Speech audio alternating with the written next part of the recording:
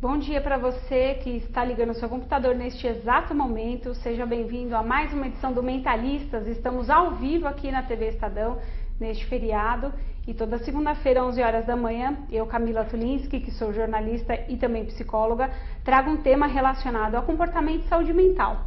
Hoje vamos falar sobre ética na política. Ah, mas o que isso tem a ver com comportamento e saúde mental? A gente vai trazer um olhar psíquico sobre esse assunto e tem bastante coisa para falar, eu te garanto.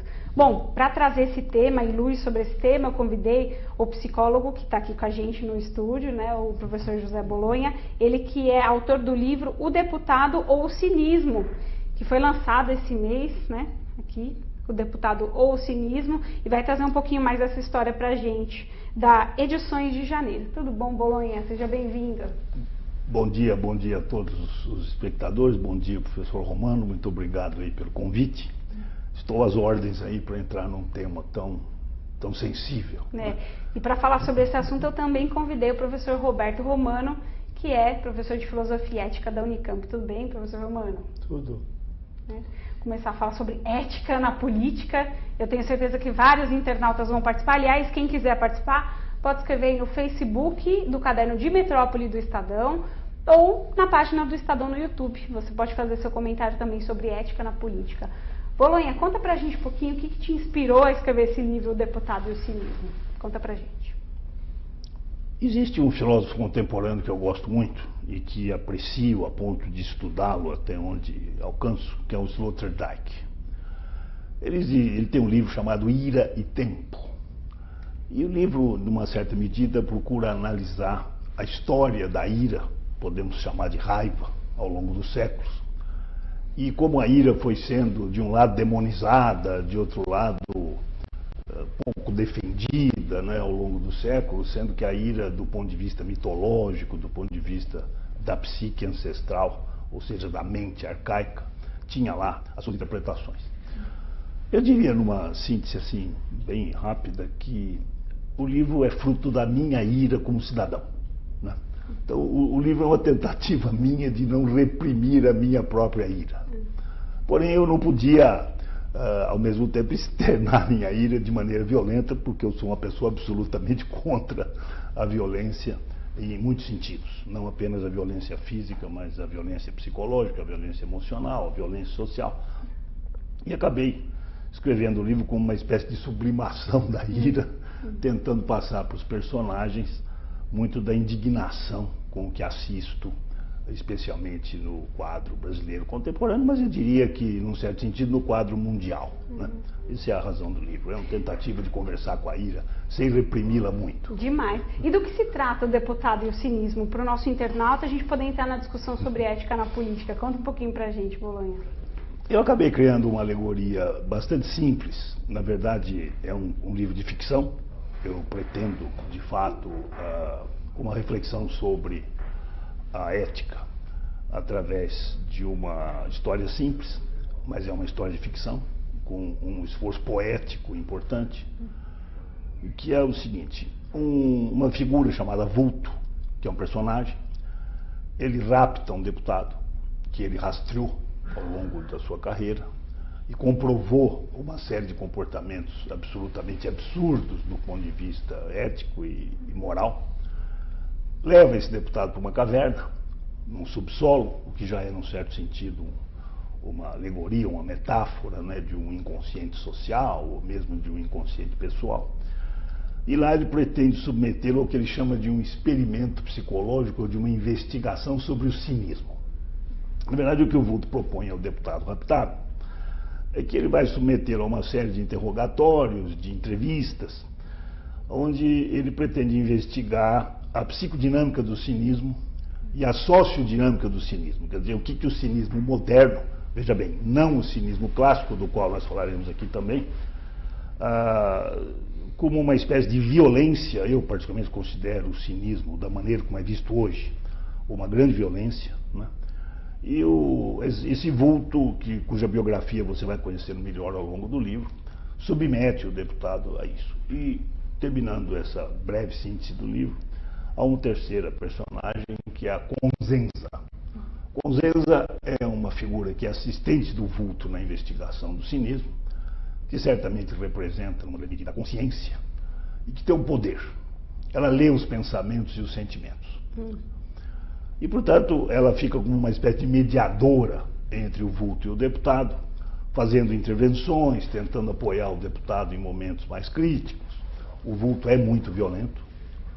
E o livro é ao redor dessas três figuras, onde, repito, a investigação básica é sobre como o cinismo acontece na psique, como ele acontece na sociedade, como ele vai, enfim, de alguma maneira, violentando o discurso e a relação entre a intenção, a fala e as ações. Eu quero entrar mais, fazer uma análise daqui a pouquinho ainda desses personagens que já foram apresentados então para o nosso internauta, mas retroceder um pouquinho falando sobre a questão ética, né?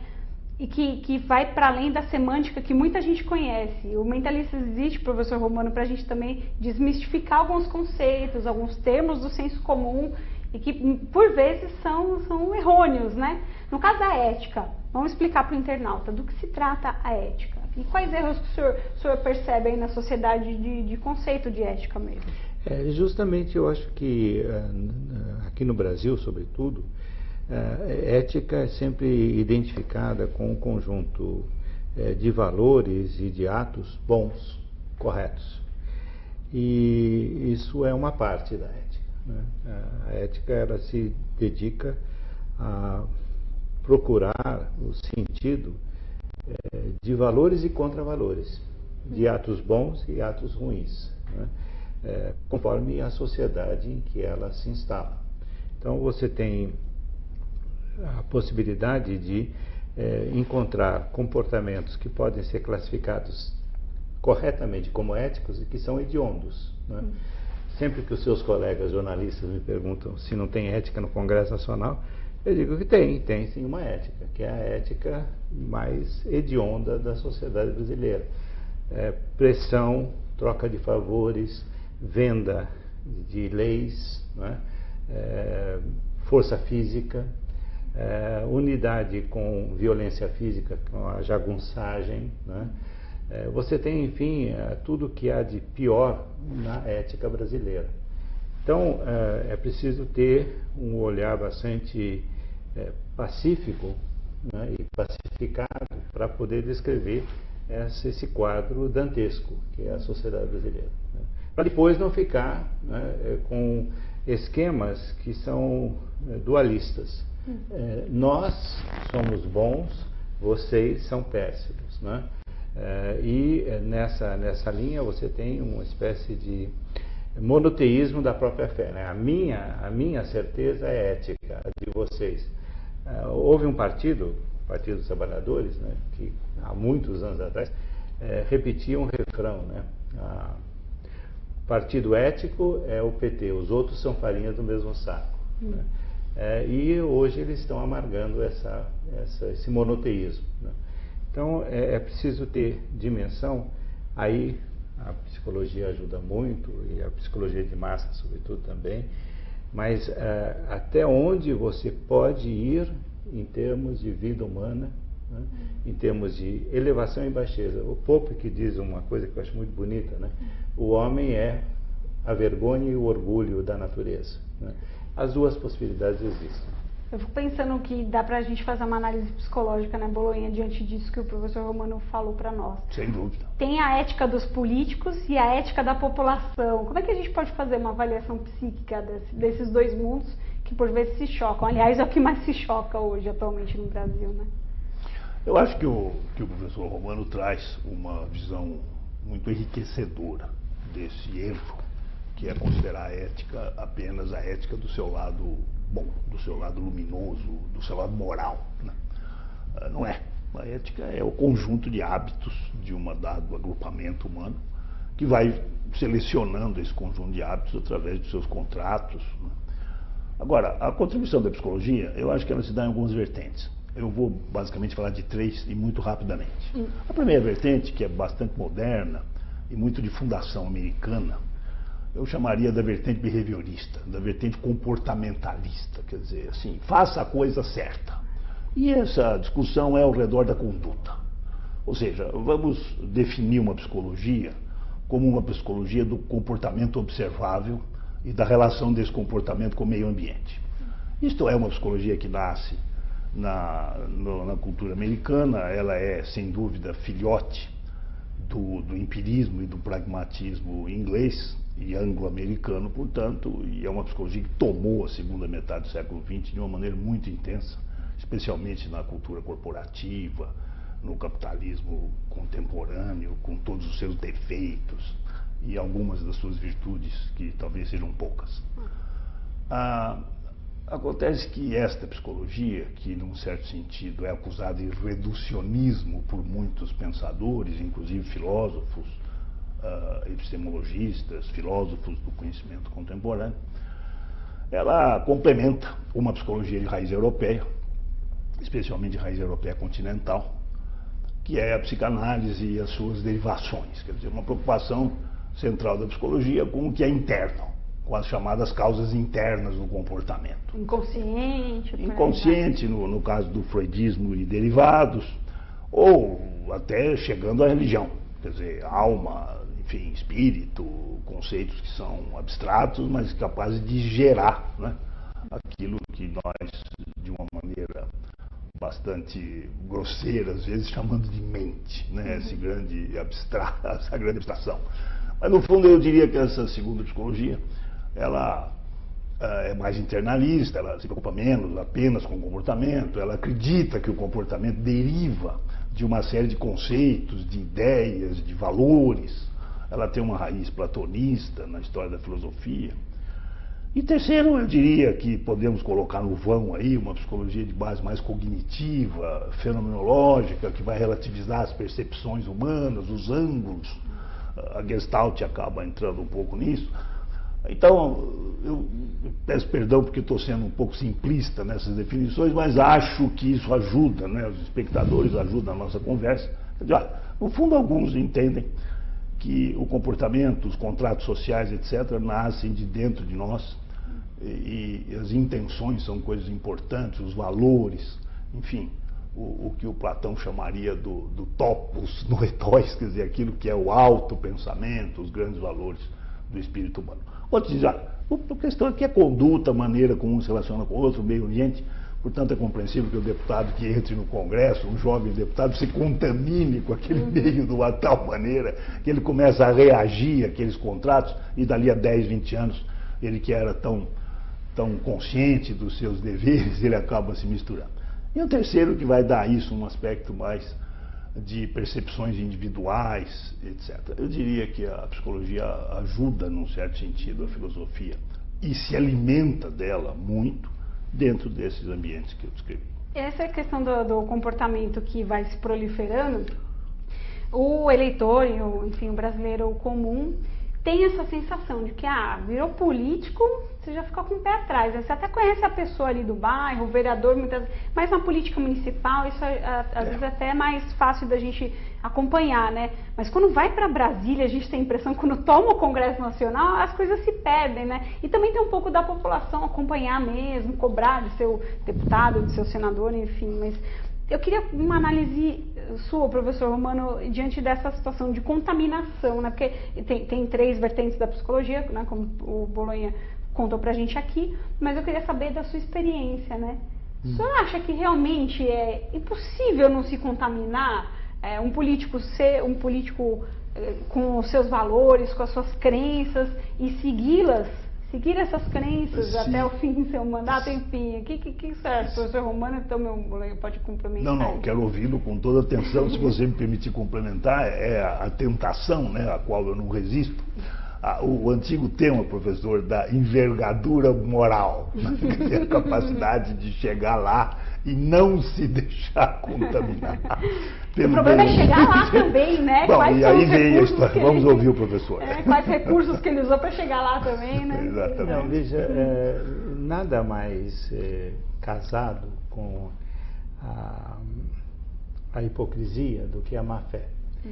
E quando você, e nesse ponto eu acho que há um filósofo que é o Sartre, que trabalhou muito bem com essa questão da má fé, né? Quando você usa a máscara hipócrita e que você diz, olha, eu sou bom, eu sou bonito, eu sou certo, eu sou branco, eu moro nos jardins, etc, etc.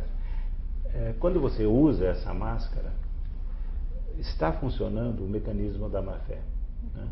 Isso é, você não tem condição psíquica, moral, ética, etc, de assumir-se como ser humano. Você se eleva a um patamar que não é seu. E isso, na cultura grega, chama-se híbris, né? Que é essa tentação de tomar o céu com a mão, né? E quase sempre o castigo é tremendo. Então, o que eu diria é que uma parte da sociedade brasileira, ela vive permanentemente sob o signo da hipocrisia e da má-fé. E, com isso, ela provoca as iras divinas. Veja, nós estamos há menos de 50 anos de uma ditadura. Vivemos no século anteriormente uma ditadura. E tem gente na rua que vai pedir uma ditadura para instalar a luta contra a corrupção, né? E muitas vezes você vê essas pessoas que estão na rua lutando, pedindo uma ditadura, que elas são perfeitamente enquadráveis no Código Penal, né? Então, a coisa mais saborosa no jornalismo é o sujeito que aparece pregando a moral, e depois ele é pego, né, com pinico na mão, me perdoe a expressão, né? O caso mais recente é desse deputado americano que lutava contra os gays, né? E de repente foi pego no seu gabinete fazendo sexo com homem, sabe? É uma coisa tremenda. Quer dizer, você trabalhar com esse sistema que distribui papéis bons e maus é a pior doença da humanidade. E toda a filosofia que desceu um pouco mais fundo destruiu essa máscara, né? Então eu acho que esse é um ponto a ser pensado antes de você. Aliás, quem conhece o Evangelho sabe, né? Quem não tiver pecado, atira a primeira pedra. Nós, com as pedras das denúncias brasileiras, se construiria vários edifícios Martinelli aqui em São Paulo. Bolonha, eu até vou pegar o gancho do professor Romano, se Por você favor. me permite, né? Claro. Essa coisa da hipocrisia. Por que muitas vezes a gente fala, tá tão irritado com os políticos, né? Eu vejo muito isso nas redes sociais, por exemplo, né? Aqui é a nossa seara, inclusive. Critica os políticos e aí tá lá, tô nessa fila, mas se eu dar uma corridinha ali, eu passo na frente do cidadão. Ou então estaciona em lugar proibido para idosos, para gestantes, enfim, para cadeirantes. Como é que dá pra gente fazer essa avaliação da hipocrisia? Porque é uma hipocrisia não só dos políticos, mas de todo um conjunto de uma população, claro, não é? Dá pra gente lançar luz a respeito desse assunto? De todas as classes, de todas as pessoas, né? De todos os lados. Nas pesquisas que eu me dispus a fazer para escrever o livro, alguns conceitos, algumas palavras acabaram tendo que ser estudadas de uma maneira mais detalhada, e muitas vezes elas acabam abrangendo tantos significados que você tem que arbitrar o significado que você vai usar para o livro, né? Você escolhe um conjunto de significados.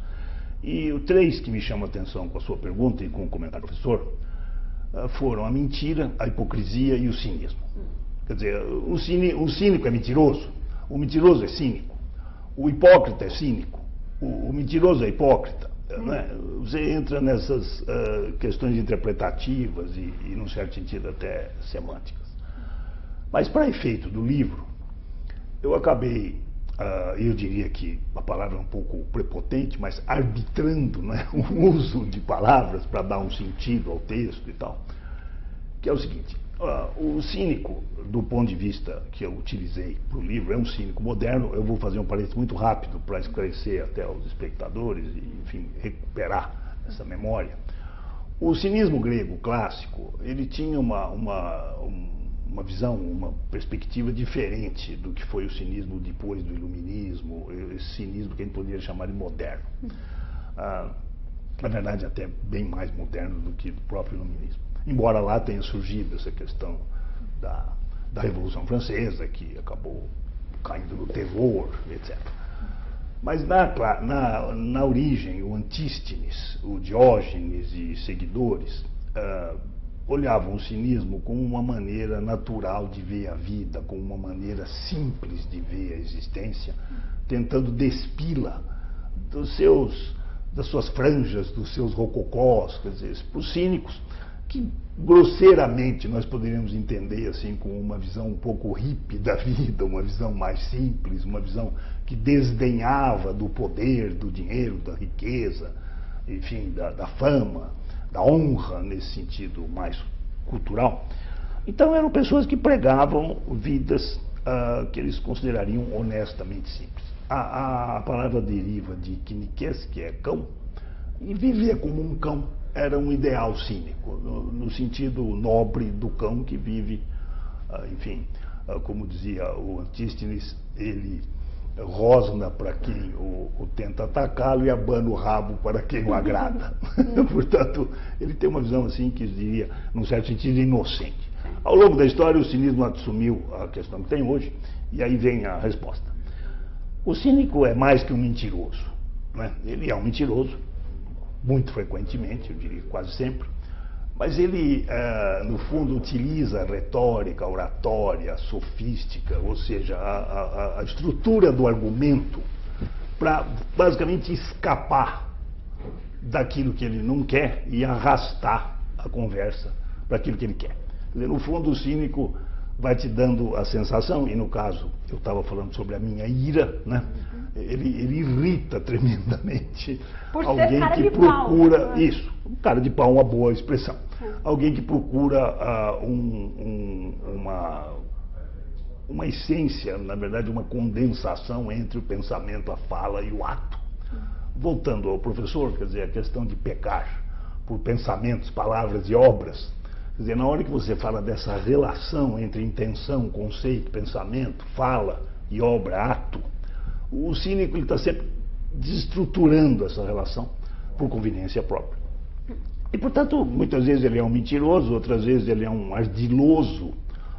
Um dos capítulos até eu analiso 7 características do cínico, onde o vulto submete o deputado a cada uma das características num interrogatório e tal. E você tem essa questão.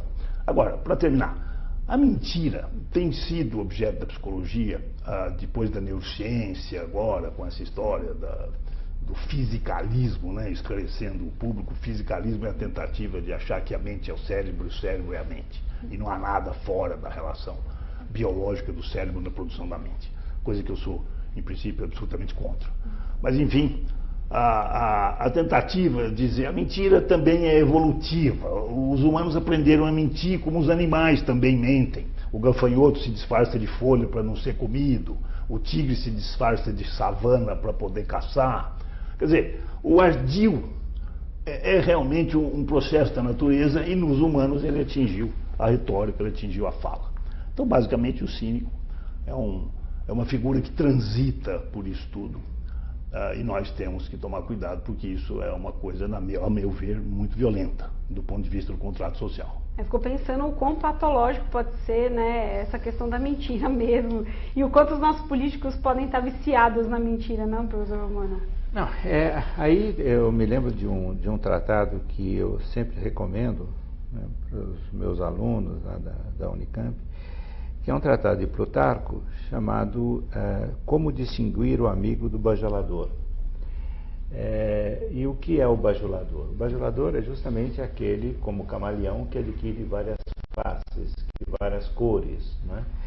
E, diz o Plutarco, o camaleão é um personagem trágico, porque ele encarna, né, tudo aquilo que há de pior, né, no relacionamento das pessoas. E o bajulador é aquele que, por exemplo, ele dá uns exemplos caricatos, mas são muito importantes, né? Aquele sujeito que chega no teatro 1 hora antes e senta nos melhores lugares, para quando o personagem importante chegar, ele oferecer o lugar. né?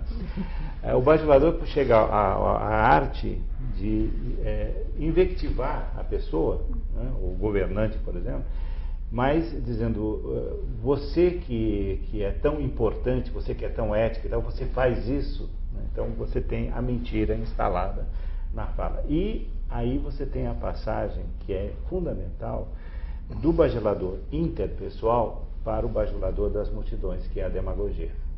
Né? Então, não por acaso o Platão, no Gorgias, que fala justamente da retórica, né? Ele dá o exemplo de uma plateia de crianças e um cozinheiro e um médico. O médico vem e diz, olha, se eu for tomar conta de vocês, vocês vão ter regime, vão ter que fazer exercício, etc, etc. Nada de comer doce e tal. Aí o cozinheiro vem e diz, olha, vocês não terão regime, não terão exercício, vocês vão comer o que vocês quiserem, na hora que vocês quiserem, etc. Pergunta Sócrates ao interlocutor, quem você acha que vai ser eleito? O que deixou comer tudo. Você tem essa bajulação das massas, né? O nazismo, o stalinismo, você tem toda essa tirania moderna que é em cima dessa mentira que reside na má-fé dos indivíduos também, né? Porque não existe maior tirano, né? E o tirano só quer ouvir a bajulação. Então, você nunca quer ouvir que você está agindo mal, que você está agindo errado, etc. O meu velho avô, que é caipira lá de Itapetininga, me dizia quando eu era adolescente, né? Desconfia do amigo que sempre concorda contigo. Né? Aí você não pode, né? Nas redes sociais você tem que sempre concordar com o que é de pior, né? O massacre das pessoas, etc. E na vida social também. Então há uma diferença muito importante. Um autor chamado Torquato Aceto tem um pequeno tratado em versos chamado Della Dissimulazione Honesta, da dissimulação honesta. O que é dissimulação honesta? Você tem que distinguir a sinceridade que te permite matar outro, e isso também é um perigo grande, daquele tratamento polido que você deve ao outro ser humano, né? Então, se você chega para uma pessoa e diz você está gordo, você está não sei o quê, você etc. Isso é sinceridade, mas isso é sincericídio, né? Você está matando o outro. Agora, se você toma cuidado para não destratar o outro, né? E tem uma série de fórmulas de tratamento que são importantes, aí você está vivendo no regime de respeito, né?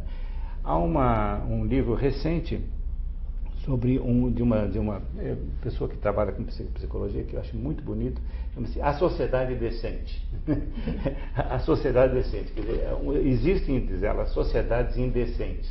Eu diria que a sociedade brasileira é uma das mais indecentes do planeta. Precisamos melhorar muito ainda. Olha, infelizmente a gente está na reta final do programa. Estou apresentando aqui para você, internauta, o deputado O Cinismo, que é do psicólogo José Ernesto Bolonha, está aqui com a gente. Só uma palavrinha final, vai rapidinho. Cláudio da Luz, 2 minutinhos, tá? Queria saber do Bolonha, porque a gente estamos bem próximos da eleição de 2018, né, para a presidência da República, deputados estaduais, federais e senadores. Depois que você escreveu esse livro, dessa análise psicológica diante do que é ser político e do cinismo, o que você acha da disputa eleitoral para o ano que vem? Levando em conta que a gente tem um cenário nebuloso, o surgimento de alguns que estão chamando de outsiders, né? São aquelas pessoas totalmente fora do contexto político, tentando emergir agora nesse cenário. Numa palavrinha sua, e já o professor Romano na sequência, pode opinar. Não, pode falar. Eu queria que ele falasse. Ele não escapará de opinar sobre essa pergunta tão dramática, né? É muito rápido, respeitando aí o nosso tempo. Eu acho que escrever o livro, e antes desse livro, ano passado, eu escrevi um capítulo de um outro que foi o Shakespeare 400 anos, da mesma editora, e acabou me cabendo um dos capítulos do livro, e eu faço uma alegoria, porque o pedido era: escolha uma peça de Shakespeare e compare o conteúdo da peça, o enredo da peça com o Brasil atual. Essa era a proposta da editora para o livro, e diversos autores, cada um capítulo, e era livre a escolha. Eu escolhi o Henrique IV, que é quando o famoso discurso da carroça, né? Não porque o Shakespeare fale em carroça, mas no cinema eles acabaram colocando uma carroça para o rei subir e fazer o seu famoso discurso do dia de St. Crispin, né? Que acabou sendo um poema que as crianças da Inglaterra decoram ainda muito pequenos e tal, e que é um discurso de motivação. Os guerreiros estão vencidos psicologicamente, eles acham que vão perder dos franceses, a batalha acontecerá ao amanhecer, e o rei faz um discurso que vira essa situação, etc. Aliás, eu recomendo que leiam a peça, ou pelo menos prestem atenção no poema. E o poema é um poema de muita estimulação e tal.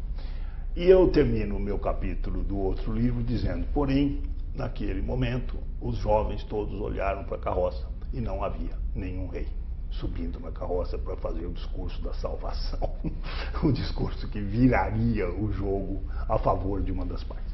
Muito bem, o caso aqui não é virar a favor de uma das partes ou não, é virar a favor da comunidade, né, brasileira como um todo. Então eu vejo dois aspectos. O primeiro, evidentemente, é a grande preocupação com quem será candidato e, em havendo candidatos, quais são as características que nos farão votar nesse ou naquele. Mas o segundo que eu gostaria de acrescentar e termino, é que também essa eleição, acho que nós precisamos olhar o voto não apenas como uma escolha, mas também como uma demissão. Isso é uma novidade que o livro me trouxe.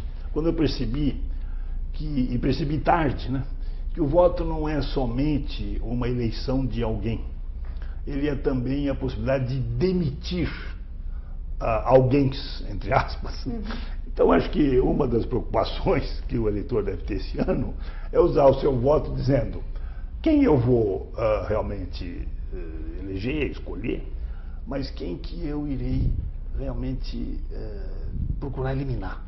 Porque o Brasil, e nesse sentido eu não contarei o fim do livro, mas o livro vai nessa direção, ele precisa de uma renovação que nos dê esperança. E há essa questão de repetir modelos, essa hipocrisia arraigada na cultura brasileira, que vem de séculos. E nós temos que dar espaço. E nesse sentido eu diria até que há um certo otimismo. Acho que o Brasil está tentando aí subir um patamar que seja 1 milímetro ou 10. Essa seria a minha posição. Eleitor, escolha o seu voto, etc., mas também pense, é preciso renovar os homens que aí estão.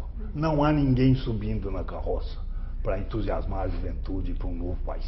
Será que não vai subir ninguém nessa carroça com Vai. um discurso hipócrita, hein, professor Romano? E o brasileiro não vai ser seduzido nesse discurso? Talvez, nesse sentido, uma pessoa como o personagem do livro deputado, que lê os pensamentos, sim, a consensa.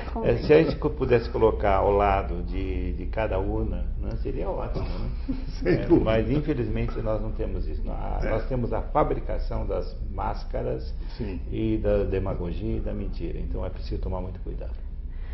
Puxa, infelizmente a gente queria ter mais 30 minutos, né, Cláudio da Luz, aqui o nosso diretor aqui da TV Estadão, mas quem sabe um dia, né, a gente poder ampliar um pouco mais esse debate, agradecendo muitíssimo a presença do psicólogo José Ernesto Bolonha, que lança esse livro, O Deputado ou o Cinismo, e um repertório tão interessante que foi dito aqui, né, pelos dois entrevistados. Acho que vale a pena você fazer uma busca aí, filósofos da história mundial, para acompanhar mais esse assunto de perto. Obrigada, viu, Bolonha? Obrigado. Parabéns pela publicação. Obrigado.